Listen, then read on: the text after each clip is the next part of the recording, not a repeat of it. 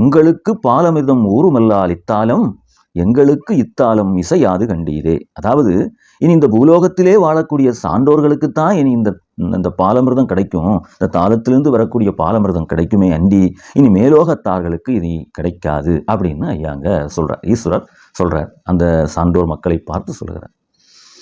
அப்போ இதன் மூலம் இதில் என்னன்னா, நம்ம அந்த பனம் பாலை எடுத்து மக்கள் பயன்படுத்துனாங்க. இதுதான் இங்கு சொல்லப்படுகிறது.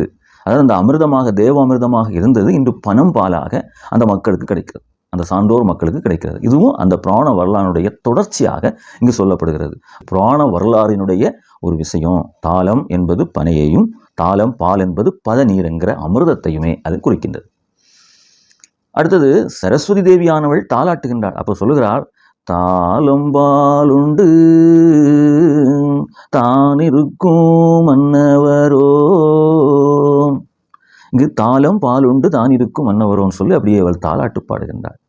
இங்கேயும் தாளம் பால் என்பது பதனியை தான் குடிக்கும். அதான் அங்கே ஈஸ்வரர் சொல்லி அனுப்புகிறார், இந்த பிள்ளைங்களுக்கு நீ அமுதத்தை நீ சுரந்து கொடு என்று. அதுபோல அந்த மக்கள், சான்றோர் மக்கள், அந்த கருக்கு மட்டிலிருந்து வடியக்கூடிய அந்த பதநீரை எடுத்து பருகி அவர்கள் வாழ்கிறார்கள். இதுதான் இங்கு தாளம் பாலுண்டு தானிருக்கும் மன்னவரோ என்று சொல்கிறார்கள். அப்போ அடுத்ததாக அந்த சான்றோர் மக்களுடைய வாழ்வியலை பற்றி ஐயா சொல்லும்போது அங்கு ஒரு அருமையான ஒரு வாசகம் வரும்.